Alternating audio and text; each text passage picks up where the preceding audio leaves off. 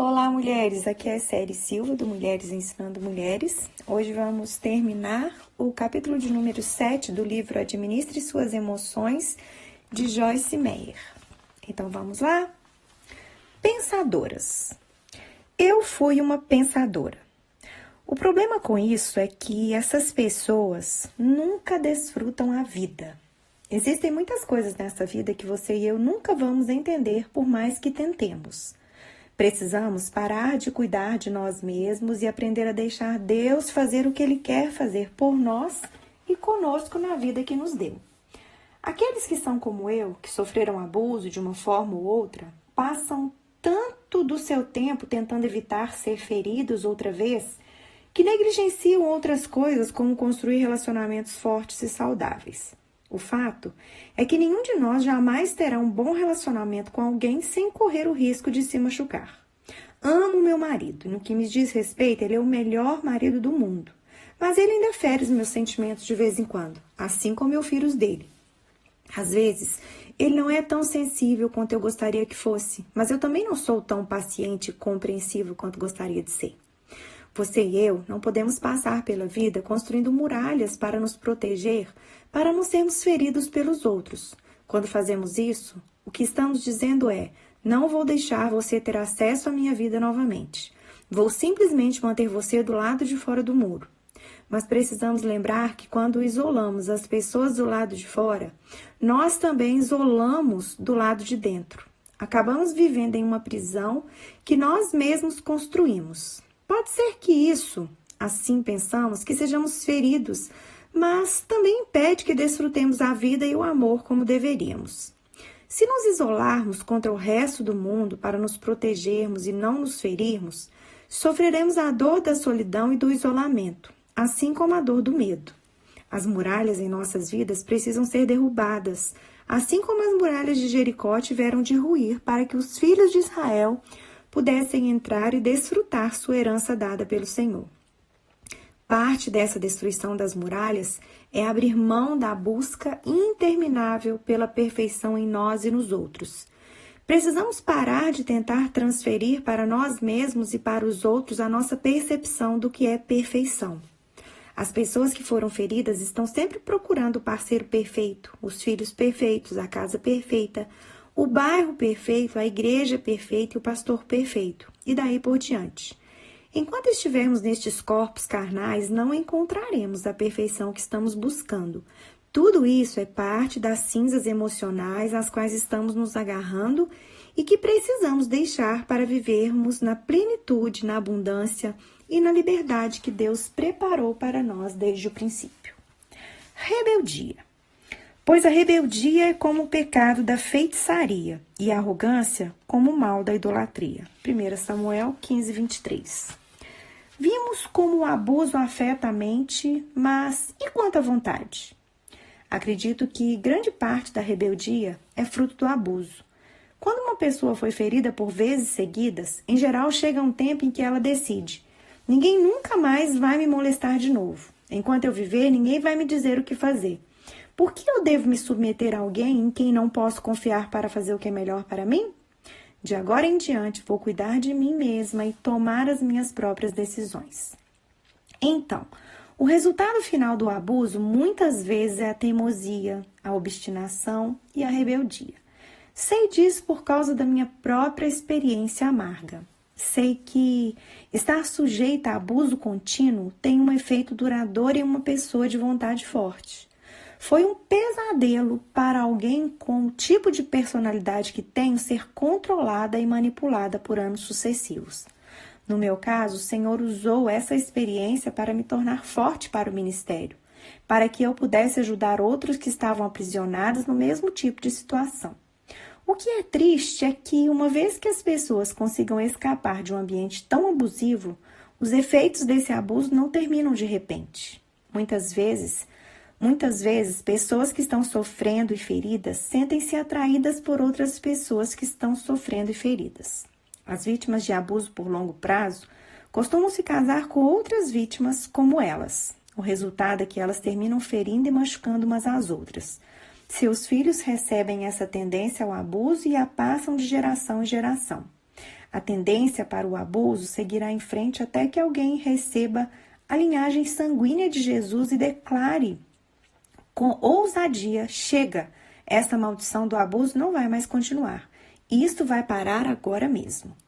Quando uma decisão dessa como essa é tomada, a vontade está sendo usada da maneira que Deus planejou para escolher segui-lo e seguir o seu caminho, em vez de seguir descuidadamente os sentimentos e as emoções. A boca como uma expressão da alma. Se alguém se considera religioso, mas não refreia a sua língua, engane-se a si mesmo. Sua religião não tem valor algum. Tiago 1:26. Para aqueles de nós que são nascidos de novo, o senhorio de Jesus Cristo fez uma coisa maravilhosa.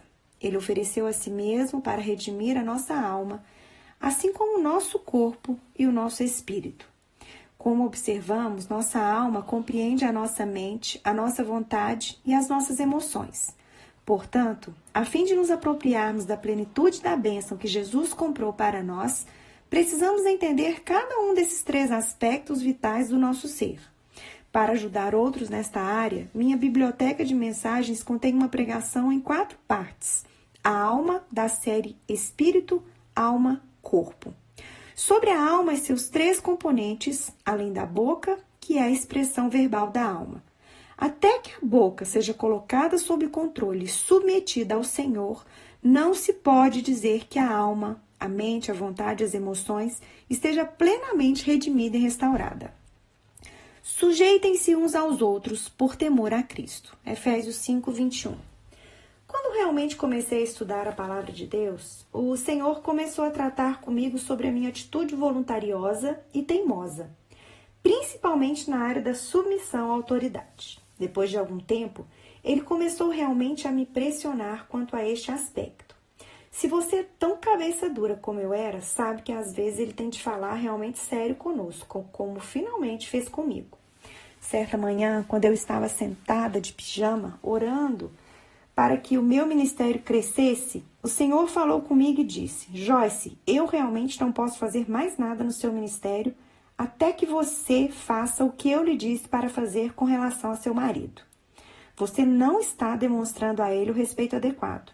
Você discute com ele por detalhes sem importância, por coisas que deveriam simplesmente deixar de lado e esquecer. Você tem uma atitude voluntariosa, obstinada e rebelde. Tratei com você sobre isso muitas vezes, mas você simplesmente se recusa a ouvir.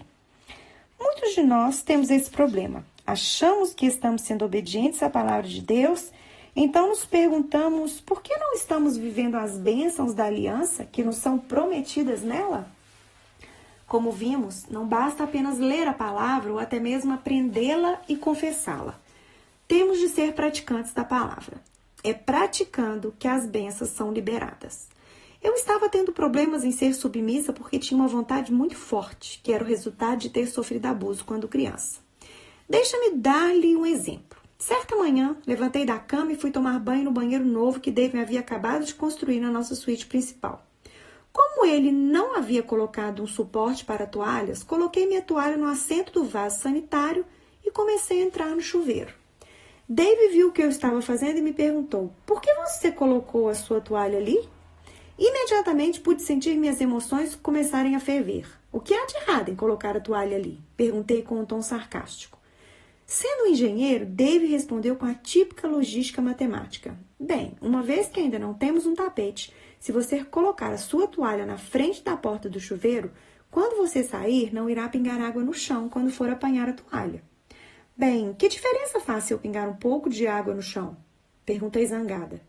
Percebendo o meu humor, Dave simplesmente desistiu, encolheu os ombros e saiu. No fim das contas, fiz o que Dave sugeriu, mas fiz isso atirando a toalha no chão com irritação. Fiz a coisa certa, mas com a atitude errada. Deus quer que cheguemos ao ponto de fazer a coisa certa com a atitude certa. Quando entrei no chuveiro, depois de atirar a toalha no chão, eu estava cheia de raiva. Será possível? Vociferei comigo mesma. Não posso sequer tomar um banho em paz. Por que não posso fazer nada sem que alguém tente me dizer o que fazer? Na minha frustração, eu continuei reclamando sem parar. Embora fosse uma cristã e estivesse no ministério por algum tempo, pregando a outros, não tinha controle sobre a minha própria mente, vontade ou emoções. Demorei 3 dias inteiros para que minha alma se acalmasse o bastante para que eu tivesse vitória sobre aquela toalha de banho. O que me faltava naqueles dias passado é o que falta a muitos no corpo de Cristo hoje: equilíbrio e estabilidade emocional. Equilíbrio e estabilidade emocional. O desenvolvimento do equilíbrio e da estabilidade é parte da restauração das emoções.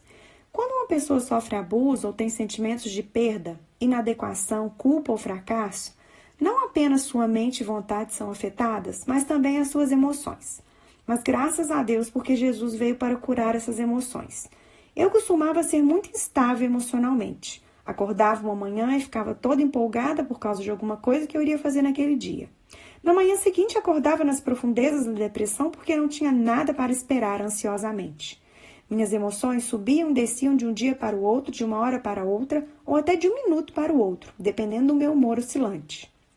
Meu marido podia chegar em casa um dia e eu corria para ele, atirava meus braços ao redor dele, o beijava e abraçava. No dia seguinte, ele podia entrar e eu estava pronta para jogar alguma coisa em cima dele. Na maior parte do tempo, minha reação não tinha nada a ver com qualquer coisa que ele havia feito ou deixado de fazer. Tudo era determinado pelo meu próprio estado emocional. Ainda que você nunca tenha sofrido abuso ou sido tão estável mentalmente e emocionalmente quanto eu era, todos nós precisamos da restauração contínua a fim de manter o equilíbrio e a estabilidade adequados em nossa vida. Sejam quais forem suas experiências passadas ou suas circunstâncias presentes, submeta a sua mente, a sua vontade e as suas emoções ao Senhor e permita que Ele traga saúde e integridade a elas, a fim de que você possa cumprir o bom plano que Ele tinha para você desde antes de você nascer. No próximo áudio, vamos para o capítulo de número 8, se o nosso maravilhoso e bom Deus permitir. Até lá!